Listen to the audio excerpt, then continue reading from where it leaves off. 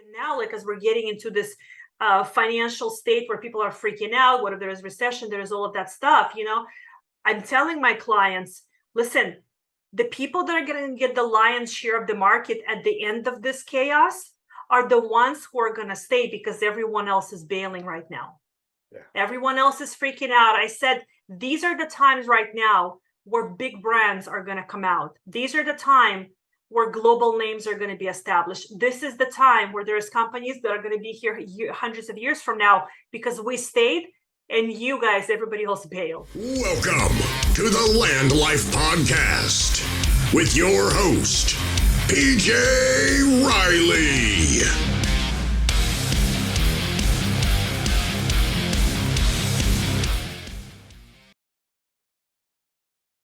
What's going on, guys? Welcome to the LandLife Podcast. My name is PJ Riley. Guys, if you're getting value from this podcast, make sure you like, subscribe, leave comments. Even if you don't like the podcast, leave comments. Let me know how I can fix everything, right? Guys, at the end of the podcast, too, our guest, Regina Gulbinas, is going to leave information on how you can get hold of her. Make sure you check that out and contact her if what she says resonates with you. So today, guys, Regina Gulbinas, how are you today? Very well, excited to be here. Awesome. And you're in California. Let everybody know kind of what part of California you're in now. I'm in the Ventura County, California, okay. Ventura County, yeah. The good part of Very nice California. area, correct? Yes, it's very sane. It's very normal. Yeah. Yes. We were talking about that before the podcast. Like, I guess Ventura is a sane, it's not as crazy as like some of the stuff you see on TV. That's kind of like a safe place. So if you want to move to a nice part of California, go to Ventura. How close are you to the beach? About 45 minutes. It's not for California traffic. It's not that long. It's just a normal drive for us. Yeah, it's 3 miles away, but 45 minutes of a drive. Yeah. I've driven through California before, and I told you my crazy California story, but it takes us, we would plan our flight out of LA at like 5 a.m, like the very first possible flight to leave, so that we could leave our room, our hotel, wherever we're at, like super early and not hit traffic. Because at any point during the sun up, the time the sun is up, the traffic up there is crazy. Yeah, the drive over to LAX is just forget it. It's like a whole day event. It's insane. It's absolutely crazy. So Regina, you are let me read this so I don't mess it up. You're a life and business strategist. Mm-hmm. You transform ordinary CEOs into extraordinary leaders. Let's go way back. Let's start at the beginning. Who is Regina? How'd you get to the point we're at now? Who is Regina? Well, I am not employable. I'm not an employee personality. I think it's important. I think a lot of your listeners will resonate with that. That's why we're crazy enough to do things like this. Always knew that I had amazing tools, skills, and abilities that God blessed me with. Always had a high drive for success, believed anything is possible, that nothing can stop me. And at the age of 24, I'm 44 now, so 20 years ago, I literally, by mistake, bumped into the world of reorganizing companies and didn't even know that this even exists. I mean, now, I barely graduated high school. School wasn't for me. I failed my way through school. Went to a two-year college for like fashion merchandising. I picked the easiest, the cheapest, the dumbest thing just to get my parents off my back, and stepped into the world of corporate turnaround and realized, like, this is where I belong. And for 17 years, I worked with a mentor, was his right hand. We reorganized over 100 corporations. These are multi-million companies back to profitability, Chapter 11, bankruptcy, reorg, the whole thing. And 3 years ago, I realized I want to just slow down a little bit. Like, my kids were becoming adults. I was getting to a place where I want more time for myself. And I just didn't want the 80-hour weeks anymore. Because when you're running 15 companies at a time that are going down, like phase down, and they're reorganizing, that's a lot of chaos, that's a lot of hustle, that's a lot of stress. And I realized I still love that, but not at that scale. And I went into the online space to work with online entrepreneurs. Basically, now I package my knowledge and sell it and teach people how to scale and how to build and scale their businesses for long-term profitability, more like in the online space. So I'll still take offline clients, but I love the online because, I mean, I get to work from my phone anywhere. So that's kind of the short version of a very long story. So you're saying online businesses, not brick and mortar businesses, but like e-commerce type things. Would that be right? What type of businesses are you working with? A lot of people that are coming to me, they're like they're in coaching businesses because I'm mentoring, but I'll take any business because business is business. I think what people don't understand is business, at the end of the day, business consists of only two things. Every single business. I don't care where you're at. I don't care what you're selling. I don't care which currency you trade in. Business consists of only two things: people and money. That's it. Those are the main two things. Without each one of them, you don't have a business. Everything else is just a line item. But they all function the same, right? You need people, you need money. And then it becomes a sales process, lead generation, facilitating and client retention, blah, blah, blah. I mean, it's all the same thing for everybody. So it just happens that a lot of coaches are coming to me because I'm coaching people in the online space, mentoring. But the offline, they're brick and mortar. I mean, I've done a lot of construction somehow, commercial construction. I mean, I've done everything you can imagine. It's just, I'm not an industry specific because business is business. Yeah. So that's interesting though, coaching. So a lot of coaching companies, I guess the coaches themselves are coming to you. Is that right? Mhm. Okay. Are you seeing any sort of change in that industry right now? Okay. All right. Let's expand on that a little bit because I think I didn't realize this was coaches. That's super interesting to me. So what are you seeing right now in the coaching industry? So what I'm seeing, there's a huge shift going on right now because the coaching industry is a multi-billion-dollar industry, and it literally expands by the minute because you can coach people through anything, right? Business, love, relationships, intimacy, parenting, divorces. I mean, anything. Coaches, I feel like, are taking over the therapist job at this point because people have a coach for everything. And I think it's important to have somebody with outside perspective because we have blind spots, somebody to redirect us, all that stuff. But the biggest shift that's happening, because it's such a massive industry, like any industry that grows exponentially this fast, brings a lot of people that are not necessarily qualified, but they're really, really, really good at sales. So people are starting to say, wait a minute, this person is great at sales, but they actually suck at delivering and providing transformation. So the shift is people are being more discerning who they invest in. Like they're done being played, they're done getting mediocre value for high level investment. They're just over it. But people also invest a lot of money into high quality coaching. So I recently started working with a client. She said, Regina, in the first 2 hours, I got more out of you just with our working together with business coaching than in 6 months of paying somebody $20,000. Now that breaks my heart. That shouldn't be the case. It doesn't matter how good I am. If you're getting 20K worth with me in 2 hours versus 6 months, like you got screwed in the process. You know what I mean? It should be this way. So the coaching industry is shifting. People are investing more into coaching industry because now they're getting a coach in like different areas of their life. So they're really like, this is an investment, lifelong investment for them, but they're more discerning who gets their money. And what this is doing, it's actually forcing coaches in the online space to really level up with their content, to really level up with the quality of their offers, of their services, of their products. And I think it's a great thing. So like it's squeezing out the wrong guys and it's making the right people really level up. And I think it's fantastic what I'm seeing. I think it's great. Yeah, that's great because the coaches in general are really interesting to me. Prior to I guess getting in the podcast space, I didn't realize there were that many coaches out there. You know, when you get a podcast and people tell you that, or people find out they can get in front of a camera and talk about their business, coaches pop out of the woodwork, and there are so many of them talking about everything. I had no idea it was that big of an industry. One thing I did notice though, like you just said, when I first started researching these people, it would be I'm a real estate coach. Okay, great, that's awesome.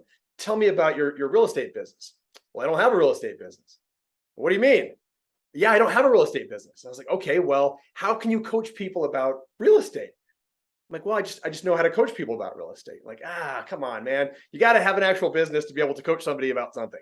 And like you said, I definitely noticed that when I first started doing podcasts, there were so many coaches out there that had they had a thing. I coach real estate. I'm a personal trainer, but I don't work out.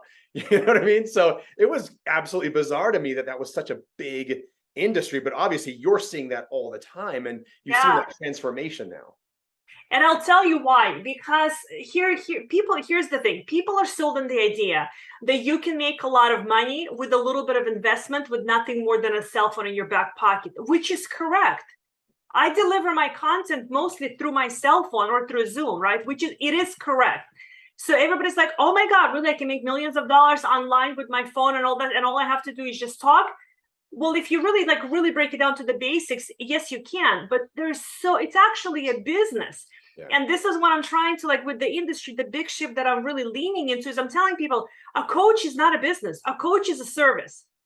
A business has an infrastructure. A business has a system. A business has people. A business has client retention. A business has a way to deliver their content. The business had, like, a business owner thinks about how do I create one piece of content, then I repurpose it in 20 different ways to collapse the time and how fast I can do more things. That's a business. That's a CEO. Coach is just a service. You can serve it. You can sell any service you want. Yeah.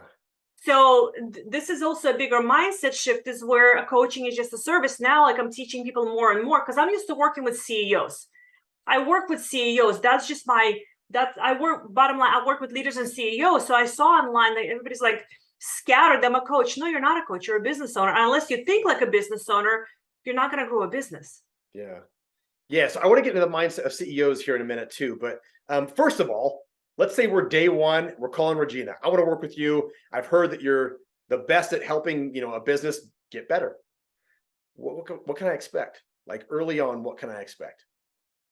Well, you can expect a conversation with me, because the bottom line, the profitability of a company is just a reflection of the decisions the CEO makes along the way. Okay. A lot of people say, oh my God, my company is going negative. I don't understand. Well, I think that's crap. You're making the decisions. Somebody's driving the negative. The negative is a reflection of the CEO, the decisions the CEO makes. So somebody's going to hold the bag and raise their hand, say, okay, I'm responsible. So we're going to have a conversation with you. And I'm going to see where you're allowing things to slip. How are you leading your team? If it's a production floor, how are we bleeding hours on the floor? Is there inefficiency on the floor? Is there inefficiency from your desk to the accountant's desk to the floor? You know what I'm saying? Like, there's so many moving parts. People always think when you bring in somebody to reorganize or fix, people start cutting expenses. Well, before you can do that, where's the bleed? Where's the decision-making process? Because if I fix the company and this is where the coaching comes in, and you as a CEO have made zero adjustments in your thought process, in how you lead your team, in how you make your decisions, in how you talk to your customers, and how you negotiate with your contractors, what's the point? You're going to kill the company 5 minutes after I'm gone. Yeah. So the biggest job becomes the CEO, because it all comes from the top.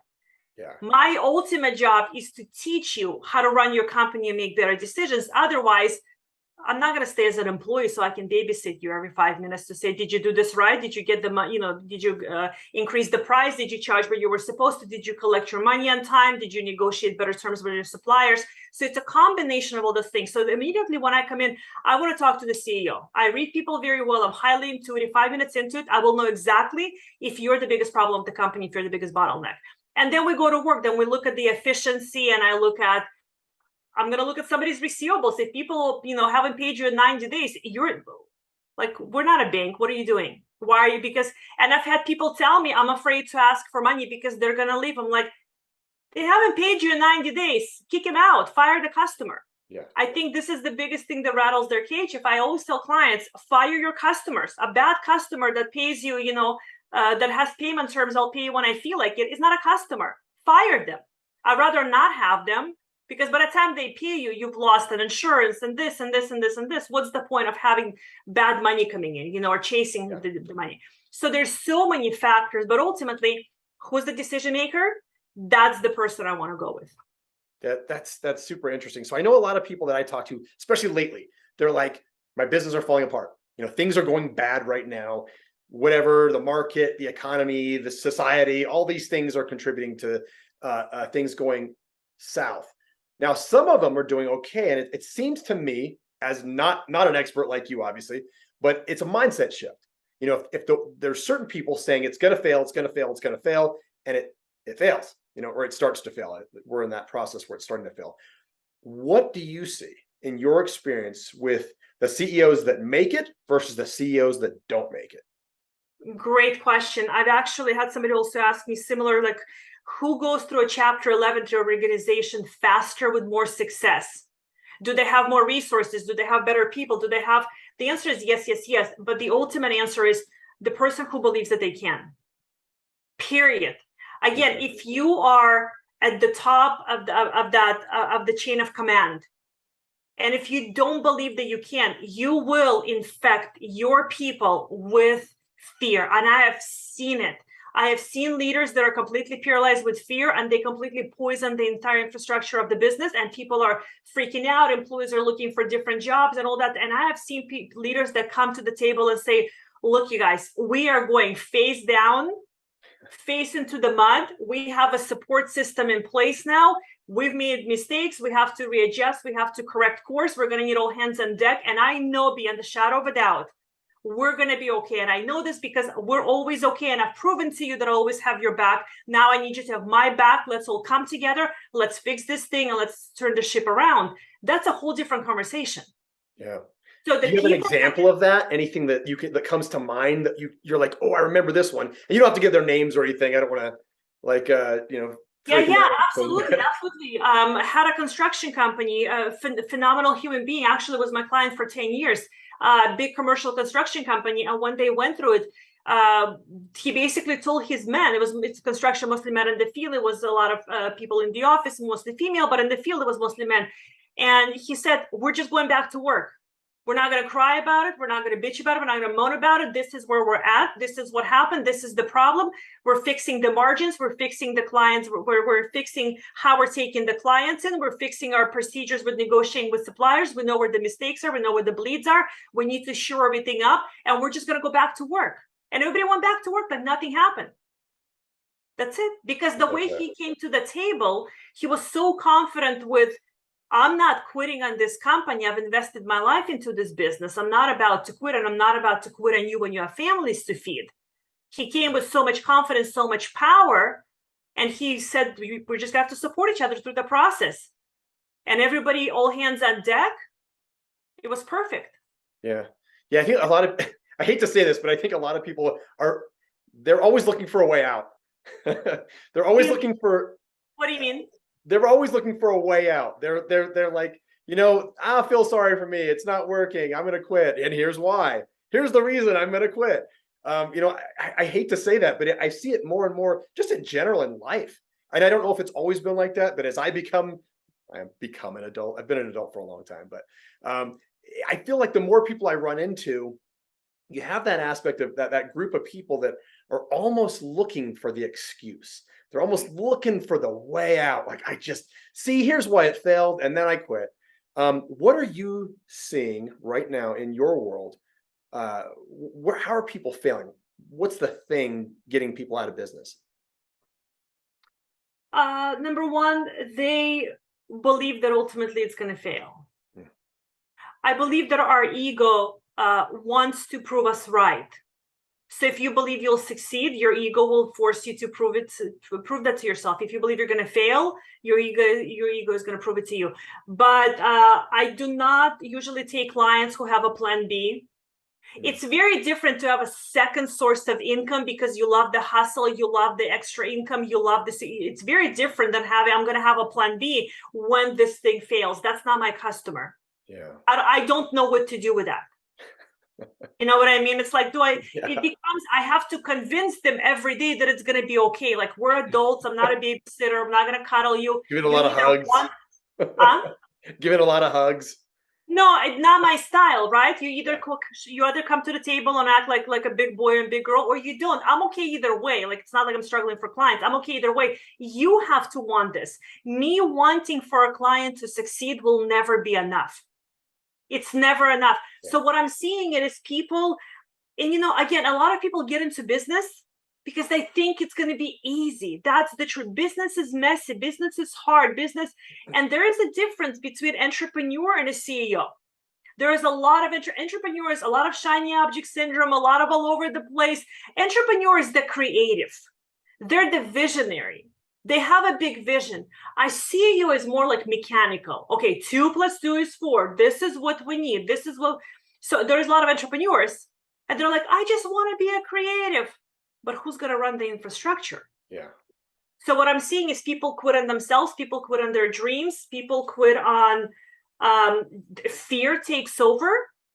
And it's like, who are you going to be in this moment? Like, so you're afraid. Now what? Okay, so you're out of money. Now what? So do you feel this doesn't work? So now my question is also, so now what? You want to quit? I've had clients tell me, I'm going to quit. I'm like, so call it. Let's call it right now in the call. I said, call it now. Are you going to quit?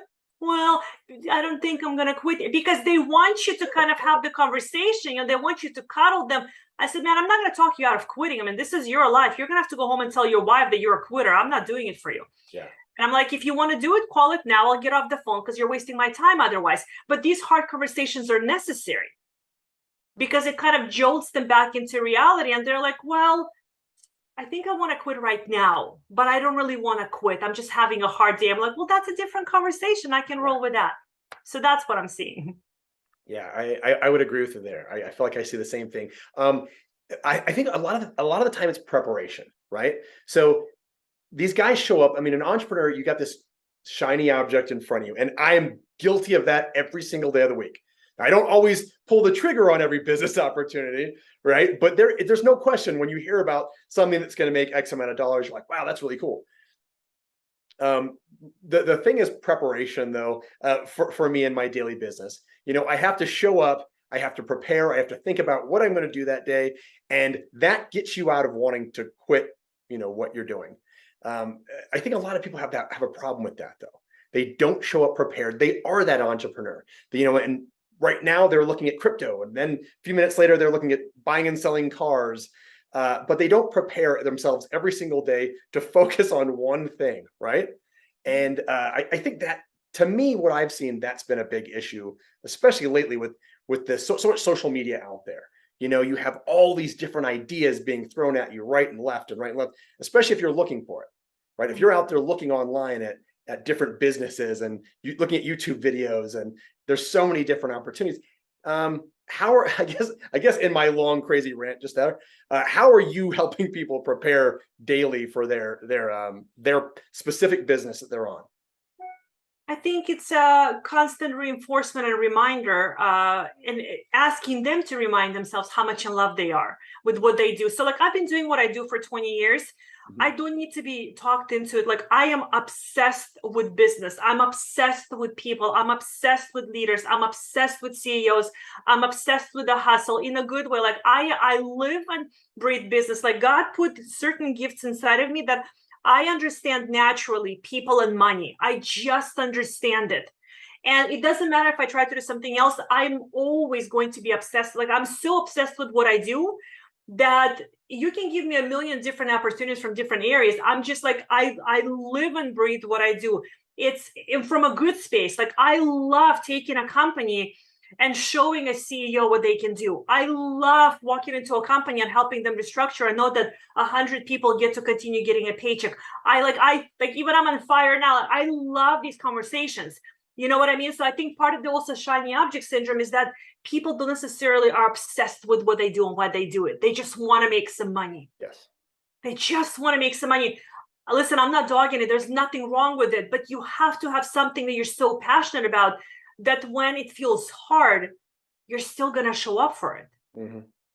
And that one kind of takes people off their game, because the reasoning behind it is not always accurate, why they're doing what they're doing. So I've had a lot of hard moments in 20 years. I've had a lot of hard moments even when I came into the online space, but I never thought about throwing in the towel because I'm like, well, God made me for this. Like, what else am I going to do? Like, I love this. Like, what more fun is that to work with so many people, with so many businesses, watch them grow, watch them be better, watch them scale, watch their lives get better, watch employees getting paid. Like, I mean, are you kidding me?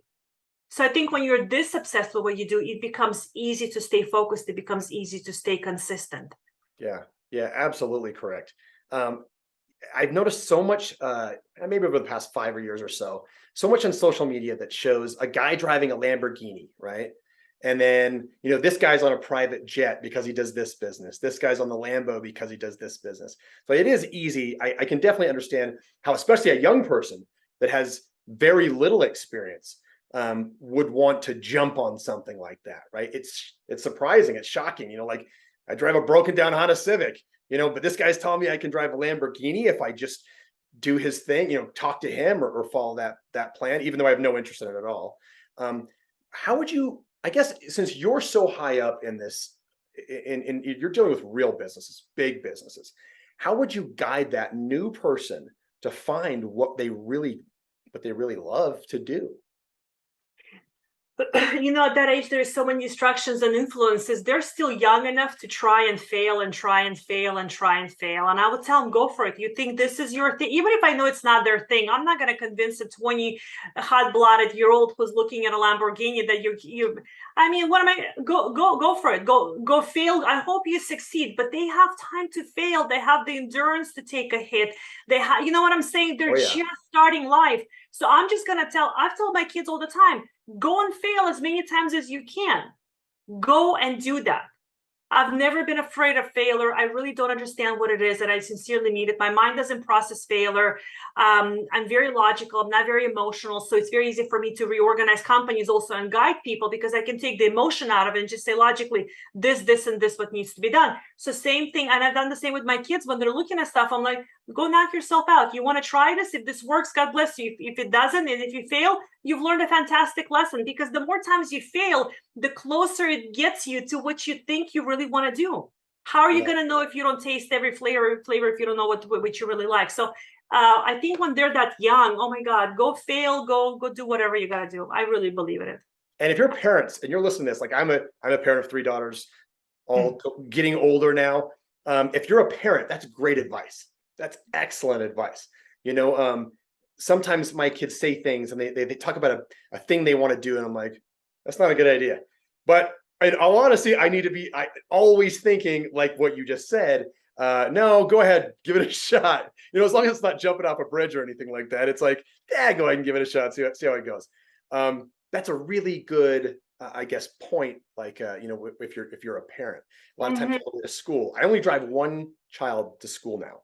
They all either are out of high school or drive themselves. So I still drive one daughter to school. And in that drive, I try to make it as productive as possible. So I try to tell her about something new in my business or something I thought was pretty interesting. And she kind of says, yeah, that's cool, Dad. That's awesome. Great. But in 2 weeks, she'll come back to me and talk about one of the things I mentioned to her in one of those car rides. So it's pretty interesting. Your kids are listening.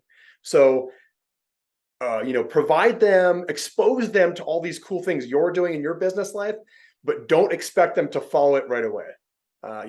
Let them go and do their own journey. And if they do come back and they want to be part of something you mentioned, hey, that's great too. But it's may not always happen that way.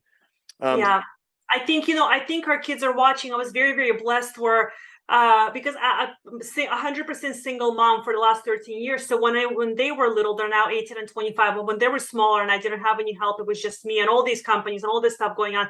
I was very lucky to where a lot of my clients were okay with me bringing my kids to work. Because I had to visit a lot of clients, prep them for bankruptcy, look at the stuff, negotiation, all that stuff. I mean, my kids were like, I ran my home military style, single mom. I didn't have any time for their crap. So it was like, boom, boom, boom, done.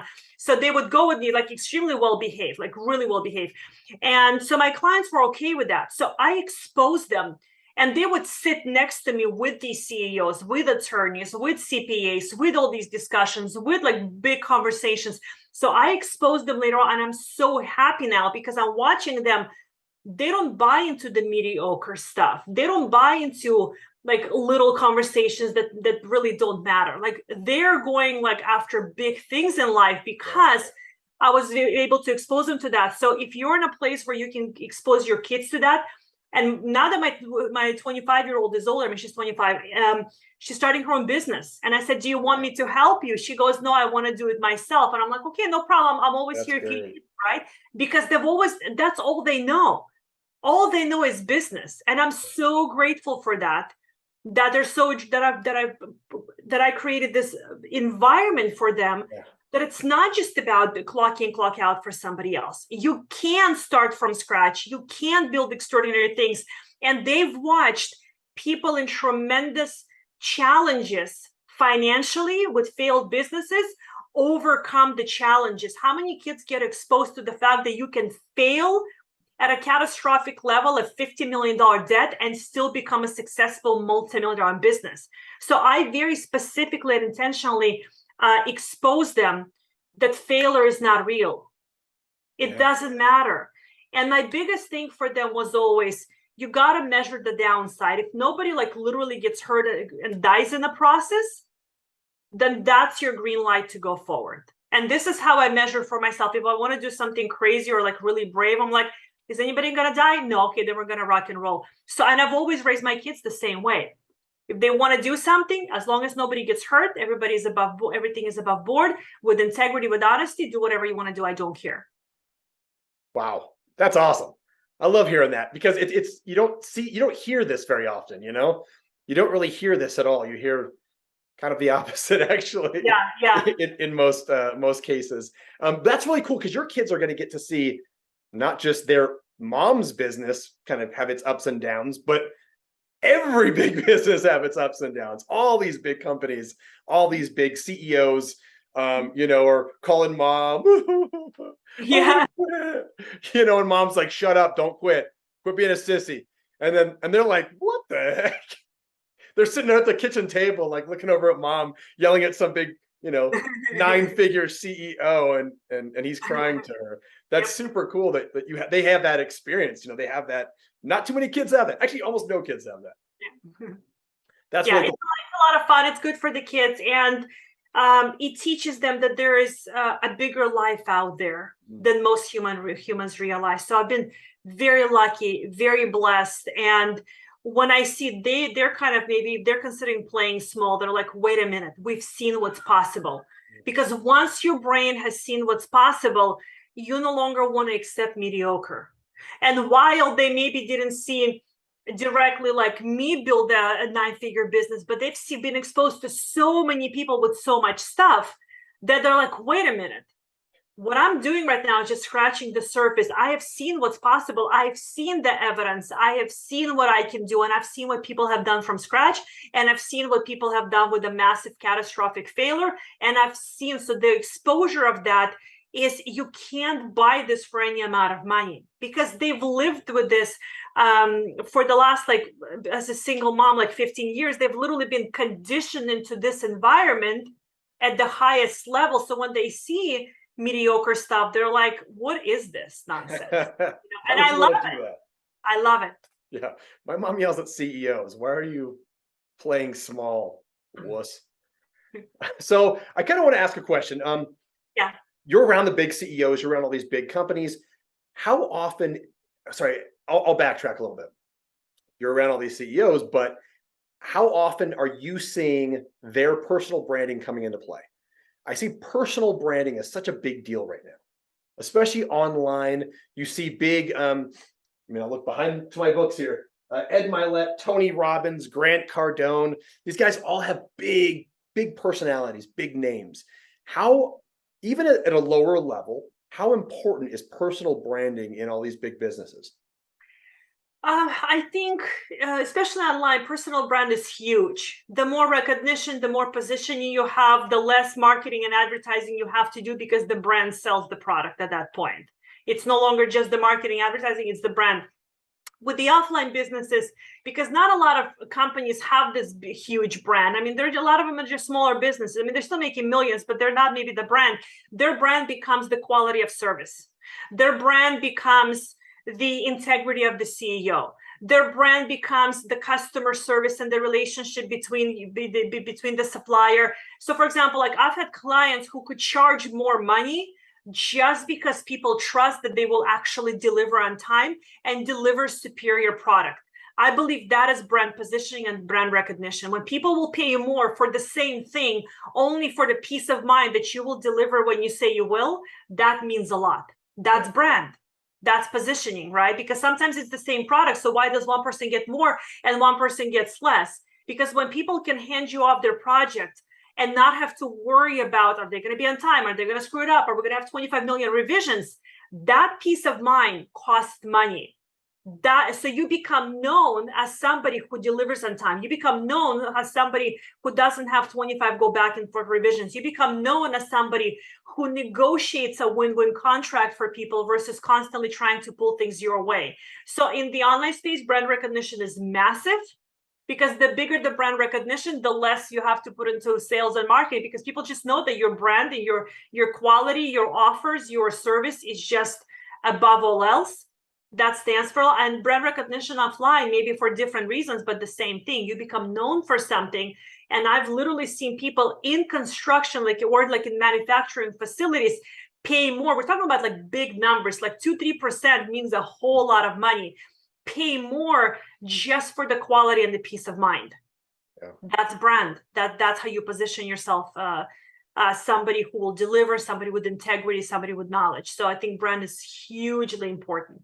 Yeah, I didn't realize how big it was too. Being someone that someone says, hey, I've seen you on a commercial. I've seen you on this video. I've seen you, it's, I mean, I didn't even have to do anything. You just saw my face, you saw me talking, and you feel like we know each other now, right? I, as a customer, feel like that too. Sometimes when I see people that I've seen a ton of times on Facebook or on television or something like that, I feel like I know them. I trust them. I feel like, wow, this person, that lady, she seems super nice. She seems so nice. She just seems like the person I want to work with. So being out there and getting your name out there, being on podcast videos, making your own YouTube videos, things like that are like super important. What about social media? Do people need to be on YouTube, TikTok, all that stuff? I literally was just gonna jump in with that. This is where people drop the ball. I think people that are getting the bigger piece of the pie are people that are in front of people. Just like you said, when you see me often enough, you will feel some sort of I'm no longer feel like a stranger. There is a level of comfort, the know, like, and trust factor. The problem I see with people online is they want to show up 1 time or 2 times or 5 times, create a few pieces of content, and they're crying, why isn't anybody buying? Well, because they don't know you well enough to give you their money. I've got clients sometimes, they're like, oh my God, nobody's buying. I'm like, I literally told a client recently, to be honest with you, I wouldn't buy from you either. I said it to a client. She's like, what do you mean? She's tough love. Tough love, absolutely. What do you mean? She's like, what do you mean? I'm like, well, you're inconsistent. You're in, you're out. You only show up when you feel like it. Your insecurities are driving your business. Why would I buy from? Why would I give you what can you possibly teach me if you can't even show up on your bad day? If you can't overcome your own demons, your insecurities, and show up on a bad day, what can you possibly teach me? Like, what are you going to teach me? Business? Personal power, personal development, mindset. Like, what are you gonna tell me that's gonna stick with me if I don't see you consistently 7 days a week show up on social media? But this is reality, right? You're not gonna give money to somebody to teach you something that's kind of sort of doing it. Right? So you're gonna pay money to somebody who's in the game, whether you as a client show up. So like, I'm on social media every single day, whether you buy from me or not today, that doesn't change the fact that I'm running a business and I'm still gonna show up, and I sell every single day. People are like, are you afraid to sell every single day? I said, no. Why? I'm a business. I like money every day. Monday, Tuesday, every day that ends with a Y. I like money. So I will be selling on those days. 100%. Like, if I'm teaching you to sell every single day, I better be able to be out there and sell every single day. You're running a business, unless you're a nonprofit or whatever you are, but then you're not my customer. But if you're running a business, you got to be out there selling every single. You got to serve every day. You got to sell every day. So I think social media now is a massive game. And what blows me away the most is we have access to billions of people for free. And people are like, I just don't know what to do. I'm like, how do you not know what to do? You have a cell phone in your back pocket. Take it out and say something of value to people, right? Yes. Like, it's free. You don't have to pay a dime to use social media. And people are still scratching their heads saying, I just don't know what to do. Yeah. Regina, I think you're probably younger than I am. I'm 44 years old, and I do remember a time where there was no internet.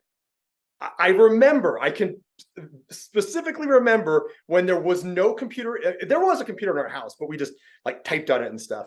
But I remember when people would sell things without an internet, and I was kind of younger then, so I didn't have a business back then, but I can only imagine how much more difficult it would be than it is now, where all I need to do is I want to make a business. What am I going to sell? Curtains. I'm going to sell curtains. So I go on here and I find out how to sell curtains. I buy a bunch and I sell them. Boom, business is ready to go. But it's so much easier now. I don't think people, especially younger people, realize what they have right now. And it's not going to go away. So the internet's not going to go away, but the more people that fill up your industry, the harder and harder and harder it gets. So if you're not jumping in right now, you're going to lose out. Another thing too, exactly what you said about being online and having an online presence is so, so important. I looked up Regina Gulbinas today on YouTube because I was like, I'm going to watch some videos of Regina. And so I looked up videos, and there are a ton of videos, right? Boom, boom, boom, boom, boom, boom, boom. Regina is out there and on videos, on YouTube videos, on podcasts, interviews all the time, right? Doesn't cost you anything. You just go out there and you get on a podcast, right? I had a friend who was a influencer, a social media person, supposedly. So my family and I were like, all right, let's Google her and see what happens. Nowhere to be found. Nowhere to be found. Claimed to be an influencer and a social media a speaker and a coach and all these things. Nowhere to be found. We looked up ourselves, first page of Google, over and over and over, right? It's not that hard. It's free. And there's billions of people that will just come, they'll buy your stuff if you just put yourself out there. Yeah. It's interesting. It's so much of it is mindset. It is so much insecurities and fear of rejection. And, literally before I got on, my client was messaging me. She said, because she's going through some mindset stuff. And she goes, listen, I have this fear of the online persona, the online branding, how people are going to see me. I said, that's not your fear. I said, you don't have a fear of online persona. I said, you have a fear of rejection. Yeah. I said, you're afraid that when they see you, they're not going to like you. Yes. And they're not going to buy from you. I said, this is self-preservation. I said, we don't get to go onto an online platform. Being online, it's literally like being naked in public. You expose yourself every single day. People are going to not like it. People are going to not agree with you. So it's a whole different animal. I said, we cannot be in constant self-preservation mode if we're not exposing ourselves. The two, they're just completely opposite. But in terms of, you said the Googling, so like if you Google my name, there's like pages of podcasts, pages and pages and pages of podcasts, right?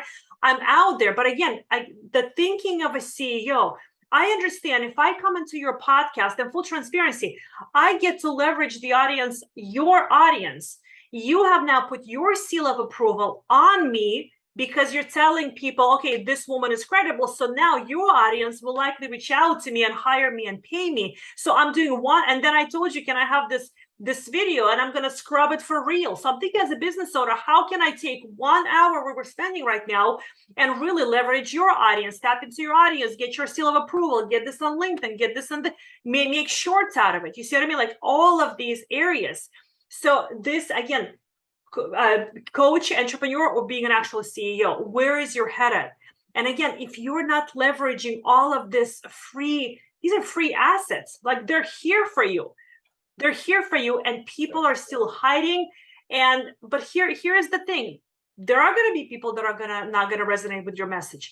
There are going to be people that are not going to like you. There are going to be people who have something bad to say. Those people are typically not very busy with their life. Yeah. They're just not. If you have time to say shit to me on social media, you don't have enough things you're busy with in your life. I mean, it's just that. I would never stop my day to say something nasty to somebody. Like, yes, exactly.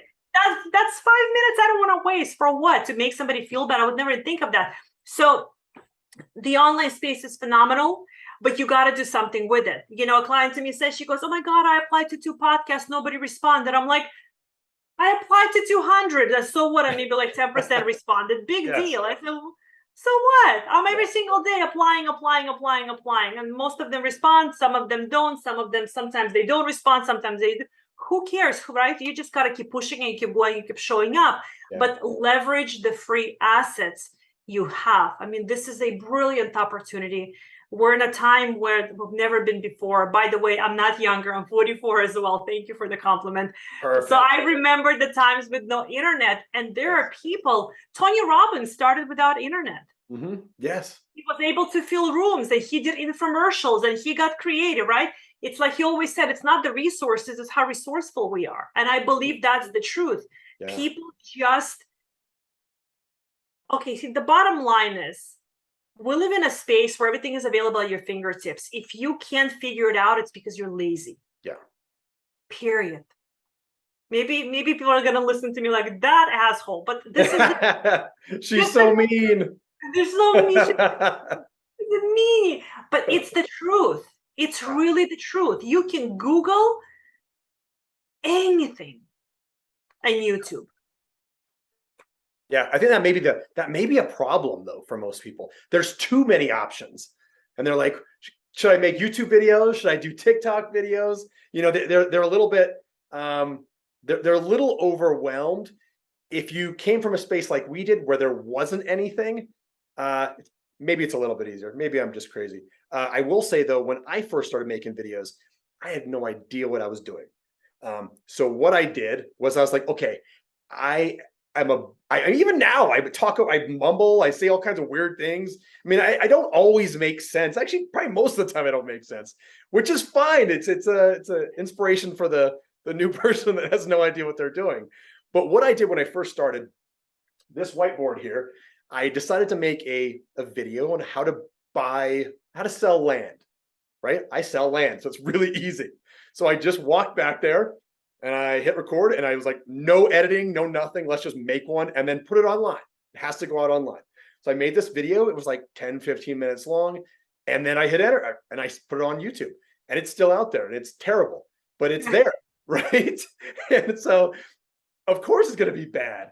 Then I started getting on podcasts. Then I started making a podcast and they were pretty bad. But that's fine. That's fine. Look at people like Gary Vaynerchuk, Gary V. If you can look at his old videos, they're grainy. I mean, he's like this far back and talking to people. You know, I mean, it's not a good video, but look at the dude now. I mean, he's absolutely amazing. You know, and everyone follows him. He's super interesting to listen to, and he's got great topics and stuff. Just jump out there and do it. I'll tell you what it is. People are not willing to suck. Yes. People are not willing to suck because, again, the self-preservation. I don't want people to say anything mean to me. I don't want people to tell me that I suck. It's the self-preservation. You cannot build a business. You cannot build a successful life. You cannot have a love story that people talk about for ages. You cannot have anything of value if you're constantly, there is nothing safe about business. There is nothing safe about great love. There is nothing safe about anything that people talk for generations to follow. And if you're not willing to look foolish until you don't, you just will never figure it out. I remember doing Facebook Lives when I started. And when I, some memories comes up on Facebook. And I remember telling my friend, I'm like, did you not see that horror? Like, why didn't somebody tell me to just shut the hell up and close my camera? But I look terrified. I look like my whole body is like contracted. I'm like afraid to move, but I did them. So now to watch him from then, I am proud of that woman talking on the video. I was terrified. Believe it or not, I'm an introvert by nature. I love working behind the scenes. I'm the CEO behind the CEO. I can let people take all the credit. I don't need it. I know I'm doing God's work for my life. I am so okay with not being recognized. Like, I'm just not that person that needs it. I know that I'm good at what I do, and that's enough for me. And coming onto a line was a horrible, it was like a horror show for me. But I was like, what are you going to do now? What now?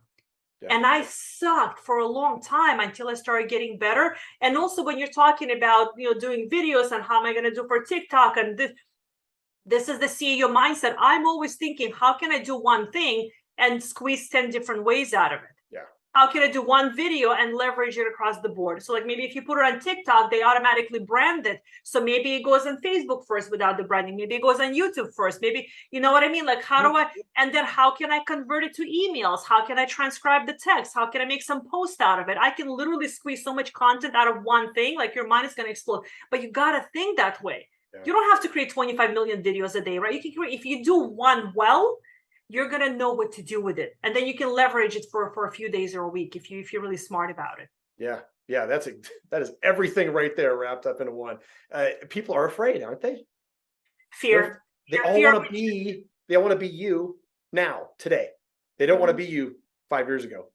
No. Listen, they may want to be me now. But when I came into the online space, I practically made no money for almost a year and a half because I couldn't figure it out and was scared. And when the clients are like, well, I want to make money. I want to make 100,000 a year, 200,000 a year, 300,000.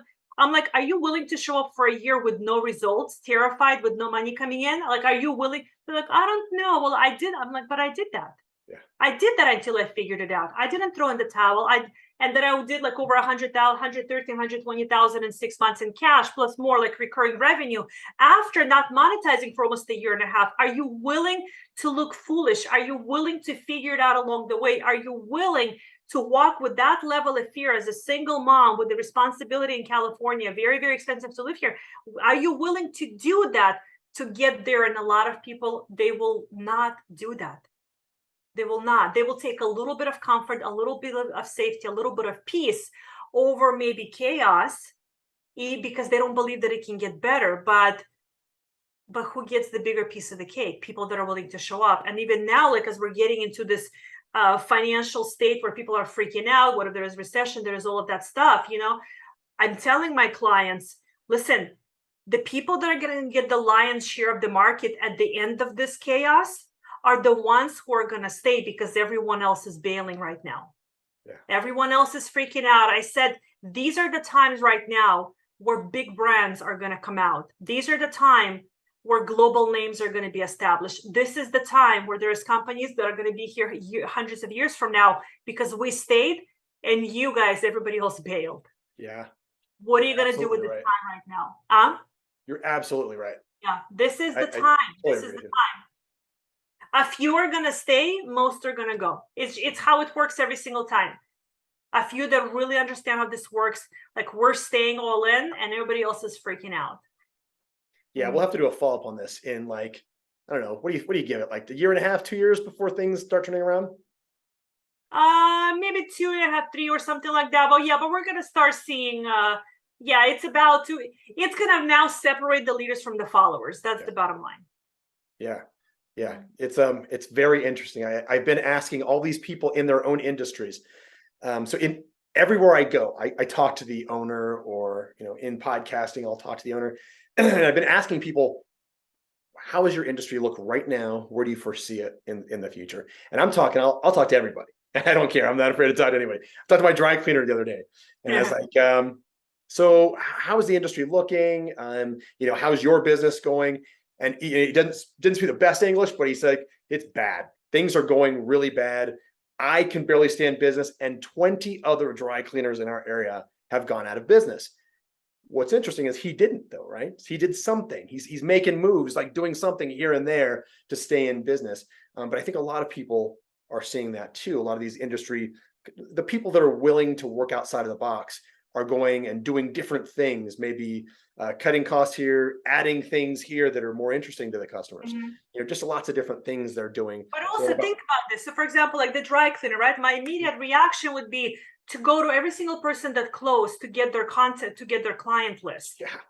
Because while people understand they closed that there's other dry cleaner, I wouldn't be waiting for them to come to me. I would be all over it. So the cost of gas right now is astronomical. What if people are even considering driving and this and that? Make it convenient. Go pick up their stuff, right? Create things that makes it easier for them, that makes it convenient, makes it more effective. Like I don't know what they're doing. I would be like, this is like a gold mine right now for them. That's what I drove away thinking. I'm starting a dry cleaners, though. I'm not going to lie. Like, wait a minute. There's 20 closed? Yeah. I'll buy one of the buildings and put all the 20 customers in one.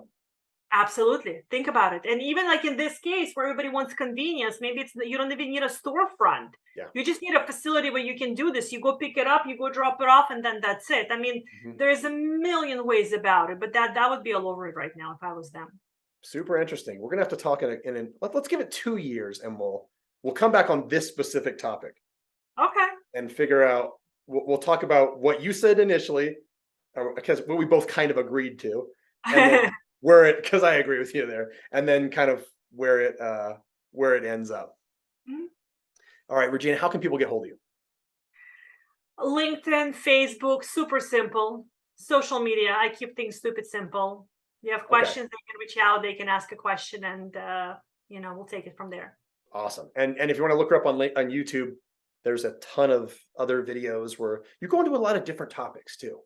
There's like some are business related, some are personal related. You're all over the place. So if you want to look up more about Regina, you can definitely learn more about her on YouTube as well. Yeah. And my email, if they want to just shoot a straight email, is just reginagulbinas@gmail.com. Okay. Easy. You can just email and ask a question. Yeah. Perfect. What are we missing here, Regina? What's the last thing you want to leave us with?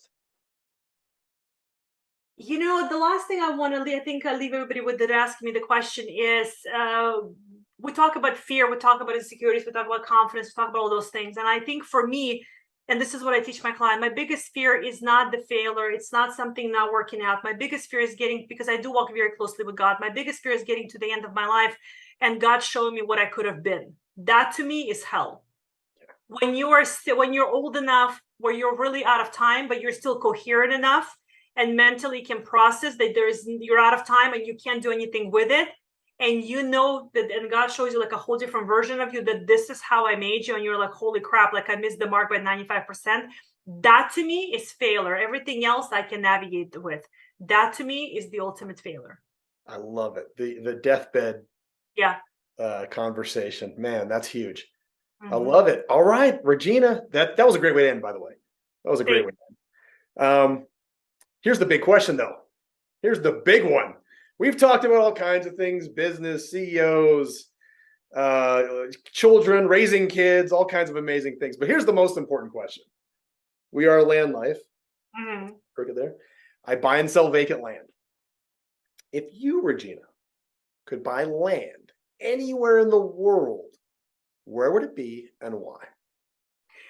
I've had this conversation literally driving with somebody yesterday, and I said, Montana, for some reason, is calling my heart. The state of Montana, and maybe it's the nature, maybe it's the greenery, maybe it's the open fields. I don't know. But the older I get, the closer I try to get to places where I feel God lives. I know it's everywhere, but still kind of where you can sit in peace, feel the wind in your face, and just feel your soul expands. So Montana has really been calling me, and I feel it. I don't know if I'll end up there, but I know I will definitely do something there. Yeah, that's awesome. That, kind of a lot of people have actually said that.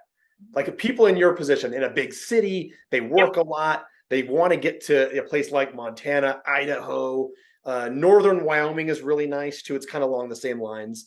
But yeah, those are beautiful areas. So I'll go look in those places. I'll go check them out. Regina, thank you so much. I really appreciate it. This was an awesome conversation. So I really appreciate it. Thank you. I had a great time. Thank you for having me. All right, guys. Till next time, I'll see you on LandLife.